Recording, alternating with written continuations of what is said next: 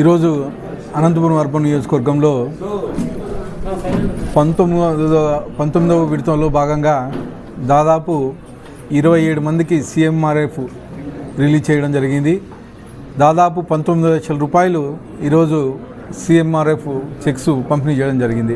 ముఖ్యంగా మా తెలుగుదేశం ప్రభుత్వం ఏర్పడిన తర్వాత మా ముఖ్యమంత్రి నారా చంద్రబాబు నాయుడు గారు ప్రజల ఆరోగ్యం పైన ప్రత్యేక దృష్టి పెట్టి ఎవరైతే ఇబ్బందులు పడుతున్నారో, ఎవరైతే ఇమీడియట్గా ఆరోగ్యశ్రీ లేకోకుండా ఎన్టీఆర్ వైద్య సేవ లేకోకుండా ఇబ్బంది పడుతున్నారో వాళ్ళందరికీ ఈరోజు సీఎంఆర్ఎఫ్ బిల్ సబ్మిట్ చేసిన దాని నుంచి సీఎంఆర్ఎఫ్ చెక్లు రిలీజ్ చేయడం జరిగింది.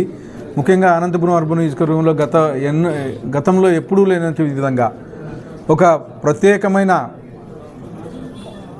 అభిమానంతో అనంతపురం అర్బన్ నియోజకవర్గానికి దాదాపు 4 లక్షల కోట్ల రూపాయలు ఈరోజు రిలీజ్ చేయడం జరిగింది.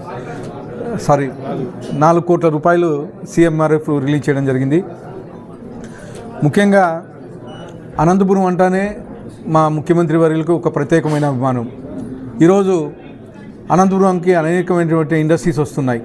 దాదాపు 2 లక్షల కోట్ల రూపాయలు ఇండస్ట్రీస్ ఈరోజు అనంతపురానికి రాబోతున్నాయి. అంటే దగ్గర 2 లక్షల ఉద్యోగాలు ఓన్లీ అనంతపురం జిల్లాకే ఈ 5 ఏళ్ల కాలంలో రాబోతున్నాయని చెప్పేసి తెలియజేస్తాను. ముఖ్యంగా సోలార్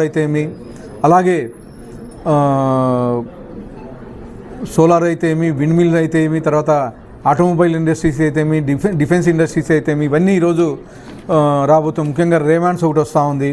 అలాగే అనేకమైనటువంటి ఇండస్ట్రీస్ డిఫరెంట్ ఇండస్ట్రీస్ వస్తున్నాయి. అలాగే మేము కానీ అనంతపురం జిల్లాకు ఒక ఫార్మా హబ్ కావాలని చెప్పేసి ముఖ్యమంత్రి వారి కోరడం జరిగింది. ఫార్మా హబ్ కానీ ఇక్కడ అనంతపురానికి తీసుకొని రాబోతున్నాం. దేనికంటే గతంలో కన్నా ఈసారి భిన్నంగా డెవలప్మెంటు అంటే గతంలో ఓన్లీ హైదరాబాదు డెవలప్మెంట్ జరిగిందని చెప్పేసి చెప్పడం జరిగింది. ఈరోజు స్టేట్లో ఎన్ని జిల్లాలు అయితే ఉన్నాయో ప్రతి జిల్లాకి అక్కడ ఉండే వాతావరణాన్ని బట్టి, అక్కడ ఉండే పరిస్థితులను బట్టి డిఫరెంట్ ఇండస్ట్రీస్ తీసుకొని వస్తున్నారు. ఈరోజు విశాఖపట్నానికి గూగుల్ తీసుకొచ్చారు. అంటే అండర్ సీ కేబుల్ తీసుకొచ్చి అక్కడ డెవలప్ చేస్తూ ఉన్నారు.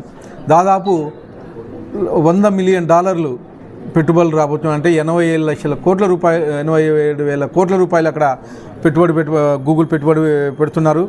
దాదాపు ఫస్ట్ విడత 2వ విడత 1,50,000 కోట్లు గూగుల్ ఇండస్ట్రీస్ పెట్టుబడి. ఇవంతా కేవలం మా ముఖ్యమంత్రి గారు నారా చంద్రబాబు నాయుడు గారిని చూసి, అలాగే మా యువనాయకుడు నారా లోకేష్ గారిని చూసి ఈరోజు ఇండస్ట్రీస్ వస్తున్నాయి. నిన్న ఆస్ట్రేలియాలో పర్యటించి అక్కడ ఉండే పరిస్థితులను, అక్కడ ఉండే స్టేడియంస్ కానీ అయితే అక్కడ ఉండే విద్యా వ్యవస్థలను అయితే లాస్ట్ వీక్ అంతా అక్కడ మా యువనాయకుడు లోకేష్ గారు పర్యటించడం జరుగుతుంది.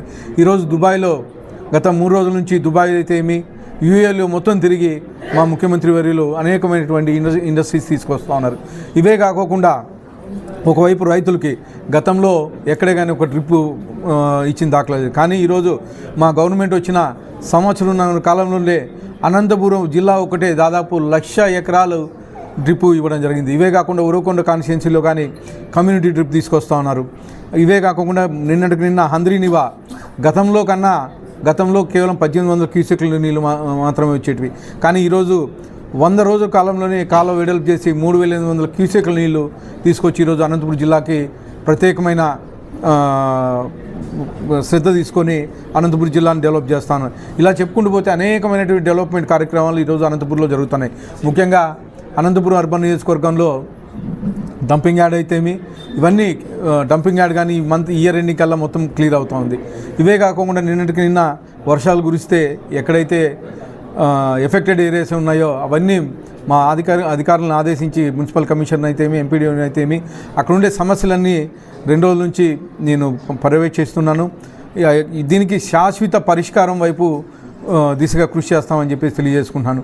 ఇవే కాకుండా డ్రైన్లు అయితే ఇవన్నీ మొత్తం సీసీ రోడ్స్ అయితే ఇవన్నీ ప్రపోజల్స్ పెట్టడం జరిగింది. గత 5 ఏళ్లలో ఆర్థిక పరిస్థితి బాగలేక దాదాపు 11 లక్షల రూపాయలు కోట్ల రూపాయలు అప్పులు చేసి ఇస్తే ఈరోజు సంవత్సరం కాలంలోనే గాడి మీద తీసుకొస్తున్నారు. ఖచ్చితంగా ఇంకో సంవత్సరం కాలంలో ఏవైతే అనంతపూర్లో సమస్యలు ఉన్నాయో అవన్నీ ఖచ్చితంగా తీరుస్తామని చెప్పేసి తెలియజేసుకుంటాం. జగన్ గారు నిన్న